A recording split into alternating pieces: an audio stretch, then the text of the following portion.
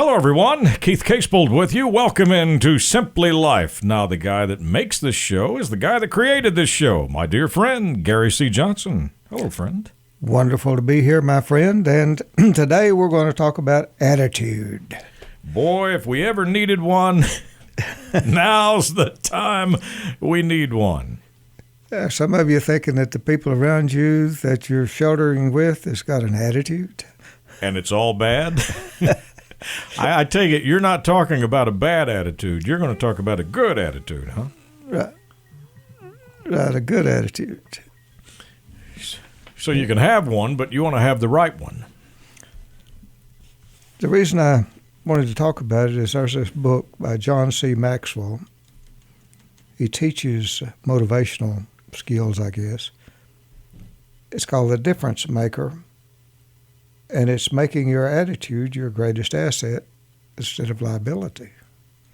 So there's some things in it I was going to read on the program and share with folks that I thought was fairly interesting. Yeah, if you're driving, listen. If you're somewhere where you can get a pen or pencil, there may be some things you might want to write down. Okay, this is from page 4 of the book by John C. Maxwell. I'm going to read you something, my folks. Your attitude colors every aspect of your life. It is like the mind's paintbrush. It can paint everything in bright, vibrant colors, creating a masterpiece, or it can make everything dark and dreary.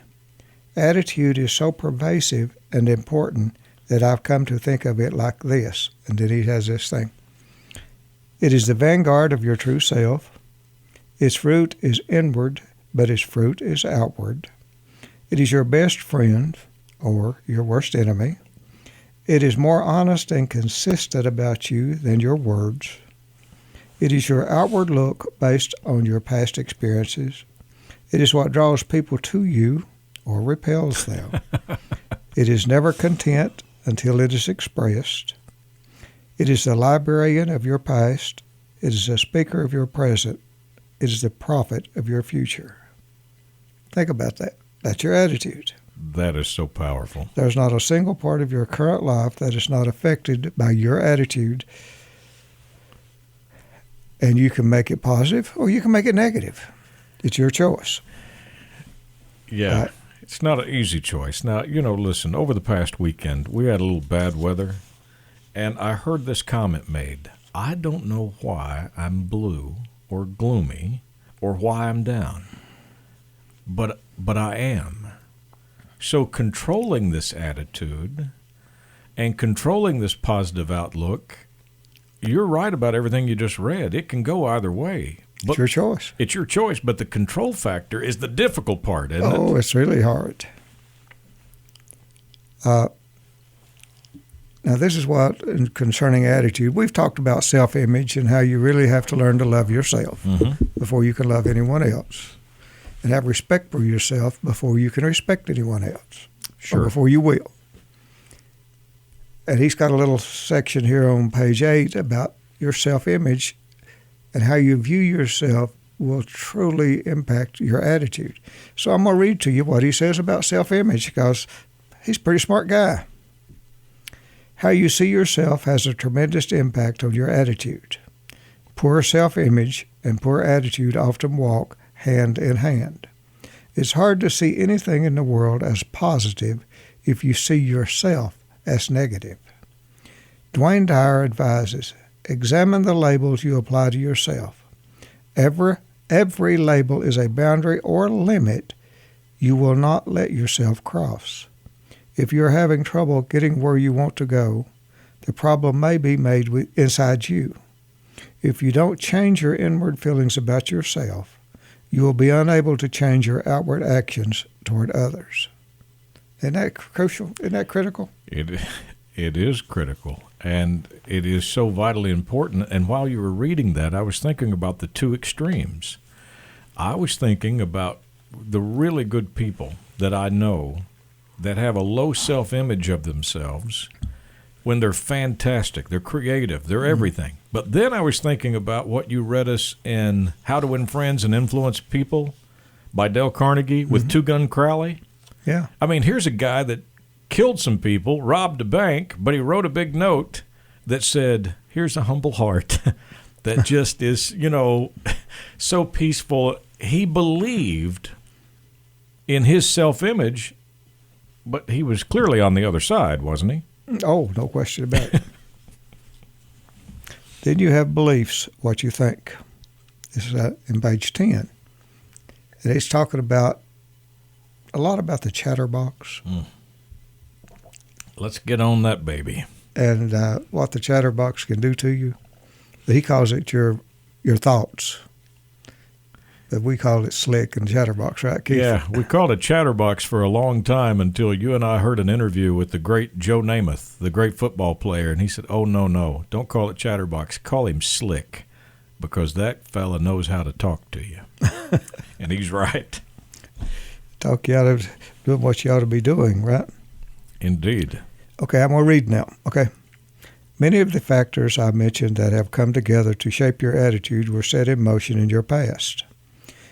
But do you know what forms and sustains your attitude most today?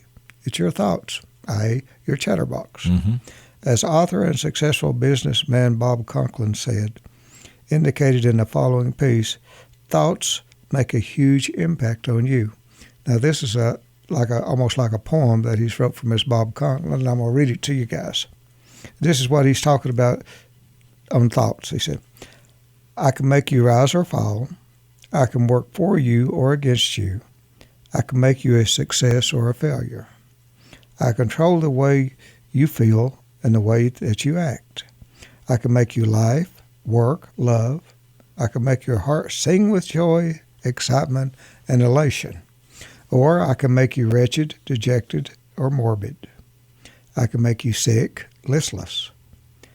I can be a shackle, heavy, attached, burdensome. Or I can be the huge, dancing, bright, fleeting, lost forever thing that lifts you up. I can be nurtured and grown to be great and beautiful, seen by the eyes of others through actions in you. I can never be removed, only replaced. I am thought.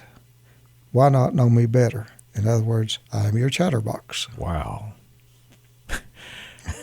How powerful is what you just read? Yeah. I mean, all the control that you're talking about. This was a good book. I enjoyed reading this book, The Difference Maker by John C. Maxwell. It's very thought-provoking, and I decided to share some of it with my friends on this show. Well, the last part of what you read is what I probably like the most from this, because you're pointing out those thoughts can lead you to all kinds of greatness, happiness, wonderful life, or they can lead you down another road. It just depends on which way your thoughts take you. Yeah. And you can control. They'll always be there, but you can replace the negative with positive. And that's what he's trying to say. You're the sum of your thoughts. But boy, it takes a lot of work, doesn't it? Oh, and how many times, Keith, in this program have we talked about change is a way of life? Absolutely. That the change is to grow. To have changed often is to have grown much. Gary, right? let me ask you, before you read the next chapter, about the power of the mind. I read a story one time about a prisoner of war in Vietnam who was in prison for 7 years. And when he got out of prison, he came back to his golf course, and he played the first round of golf after 7 years. And he shot 1 over par, which was his handicap. And the guy at the country club asked him, said, you've been a prisoner of war for 7 years, you just got back, and you just played your country club, and you shot 1 over par. How'd you do it? And he said, I played this course every day of my life, twice a day, for 7 years. I never shot over 1 over par in my mind. Is the mind that powerful that we can set it to a job or a specific assignment, and it will actually do that? If you do it, how many times have I said, plant it in your mind, tell it what you want to do, tell it what you want to accomplish, leave it alone. It will figure it out? It'll figure it out for you.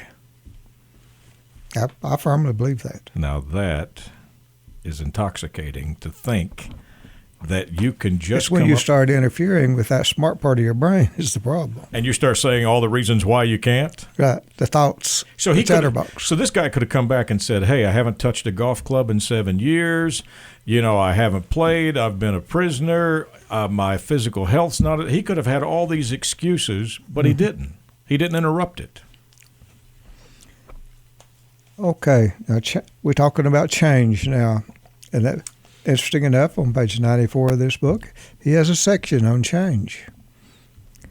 I'm going to share a little bit of it with my friends, if I may. Change is good. Okay. I'm starting to read. Though you cannot go back and make a brand new start, my friend, anyone can start from now and make a brand new end. Right? I like that. It's never too late to change. Never too late to change. I will say that again. This is the thing I want to really read, though.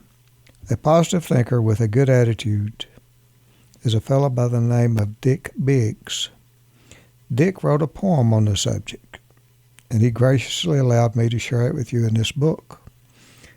I'm giving him credit for it. I haven't asked him for permission to read it to you, folks, but I'm going to do it anyhow because I think it's critical that you hear this, okay? And the name of this little poem is Will I Master Change or Will Change Master Me by Dick Biggs. Now, here we go. Life's turning points are as sure as the tide, just matters of when, so why not decide?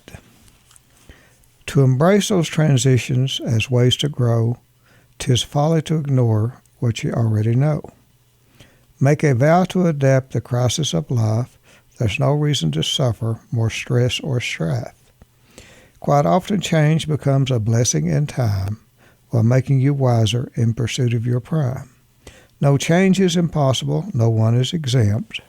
You can step out in faith or shrug with contempt. Life comes in cycles, no two are the same. To claim something's new is a naive game. Some changes is impractical, some things must endure. You need worthwhile values, so profound and pure. 'Tis a noble purpose to guide you each day and give life meaning as you forge your way. But most things do change, it's the natural law. You can't believe this is truth or stand there in awe. You can believe this is truth or stand there in awe. It may be uncomfortable, it may cause pain. Won't a regretful heart be a greater strain? With every change there's an outcome to bear, so accept a challenge, for life's seldom fair. Be willing to risk, and you're bound to find more courage and strength from a positive mind. Be bold, be bearing, be receptive to change, for most things are better when you rearrange. Get out of the rut, seek a new vitality, move beyond the old to a fresh reality. Life has turning points, they won't disappear. Rise up to greet them and conquer your fear. The choice is simple, it's as clear as can be. Will I master change, or will change master me? Isn't that neat? It's really neat, and I love it. And the one thing that you said in the middle of that I thought was the most important is it is never too late to change. And it will be change.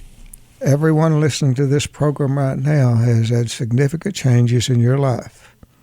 And we even adopted the theory Keith and I have when change comes around to simply say to ourselves, it could be good or it could be bad, time will tell. But Gary, as human beings, we like to hold on to things, don't we? We like to say, oh, that guy, I knew him 30 Comfort zone. I know that guy, I knew him 30 years ago. Oh, you don't think maybe he changed in 30 years? Or, I knew that lady 30 years ago, or I knew those people. We try to hold on to things, not realizing that you just said change is going to happen, and people and things will change. Change, my friends. Plan it. Figure it out. Make understanding it's going to happen. And if you're in a situation that you're miserable, figure a way to change it. It's that simple. Use your brain. It's amazing how intelligent every one of you folks that are listening are. It is amazing to me. I used to think and this is how foolish I am, that when it come right down to it, that there were people of different intelligences, Mm-hmm. I've changed my mind. Really? Some people are intelligent one way, and other people are intelligent another. Some have social intelligence where they're a genius. Some have emotional intelligence where they're a genius. And some have actual intelligence where they can measure where they're genius. But they're all equal, in my opinion. Different talents. And everyone has their own thing they can do. Now, I know a fellow that's a genius, literally in Mensa, genius. His IQ wouldn't be 50 in social. Probably wouldn't say hello to you. I mean, literally, he needs more social and less Mensa, You know what I'm saying? But we're not going to get it all. No, I think it's spread around. The Lord went to a lot of trouble to make everybody different. And some he gave one time intelligence, one another, So each brings something to the table, I guess is what I'm saying. Yeah. Everybody brings something really important to the table. And everyone out there that you think maybe you're smarter than somebody or you're better than somebody, I hate to tell you, but you're not. Maybe, yeah. You're not. Maybe in your field, but not in their field. Right. Yeah. Well, there's people these financial people, I don't know what they're doing. They talk, it's Greek when they're talking to it. But there's some things that maybe I can do that will be Greek to them. I was going to tell you. But I quit worrying about who's the smartest. I said it that way. I got to talk to the guy that carves the statues out of the trees with the chainsaw. Mm-hmm. Travis is his name. And I said, Travis, did you go to art school? I mean, did you have art in school? How'd you decide that you could carve that bear out of a tree? He said, I just picked up a chainsaw one day and said, that tree right there looks like a bear. And he said, I just carved it out. And I'm like, genius. Should see it in his mind. I can't even cut the tree down, let alone, carve a bear out of That's it. Right. It's different people. So don't ever let anyone, my friends, put you down.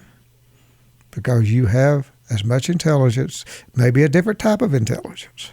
But you have as much intelligence as anyone else in the world has. What I love about the attitude that you're bringing to everything, growing up, I would have told you, I don't want things to change. I don't want things to change. I would have held off against them. You embrace change.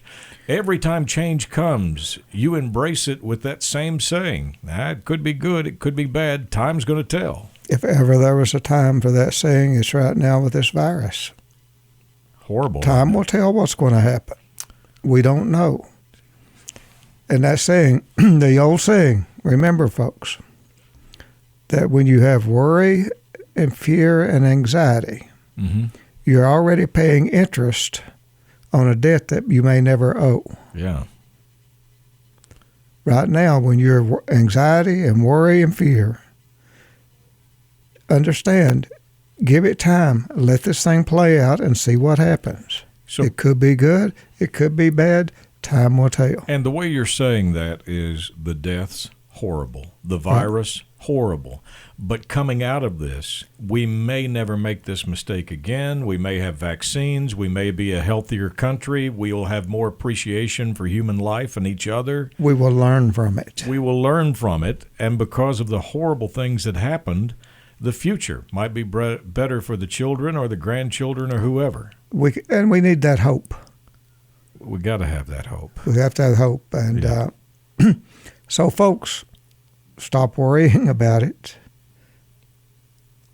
and having anxiety and fear, because that won't change anything. You're paying interest on that debt you may never have to owe. Remember that. That's a great quote, isn't it? It is. I love that quote when I saw it. It's right up there with that one on to change is to grow. Yeah. Well, I mean, you're feeling all the suffering and you're paying the bills, but you only to find out you didn't even owe the debt. Yeah. I mean, that's the thing that gets you. All that worry and everything for nothing. And remember that on intelligence, folks. It's important. Nobody's smarter than anybody else. They may appear to be more intelligent in different ways, but each person has their own type of intelligence. And the good Lord, can you imagine if they give only one intelligence to everybody? Yeah. How boring life would be. There's a reason that you and I do not do mechanic work on our cars. That's right.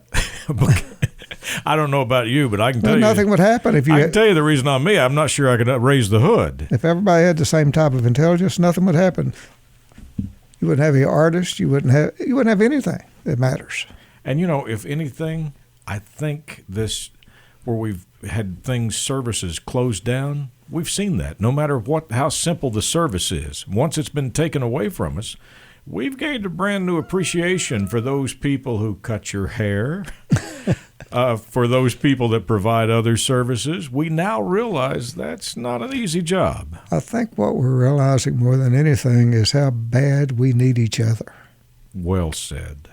Well said. We will probably never take our human interaction for granted again. I hope everybody that's living through this, I think, will change their attitude. How could you ever sit down in a restaurant and order a meal without looking to the waitress and saying, thank you for being here.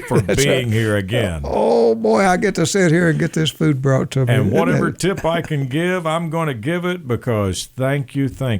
This service has really been missed. It's the truth. It is. We'll change. And that's what you just said. That's the good that's coming out of it. So we got to look for the positive and give it some time and let it play itself out.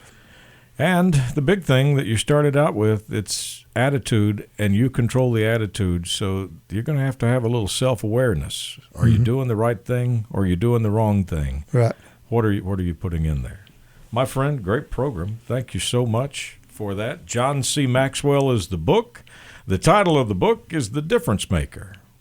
Some very good points. Interesting book. It is indeed. You can catch Gary's television show Tuesday nights on WYMT, your CBS affiliate, at 7 p.m.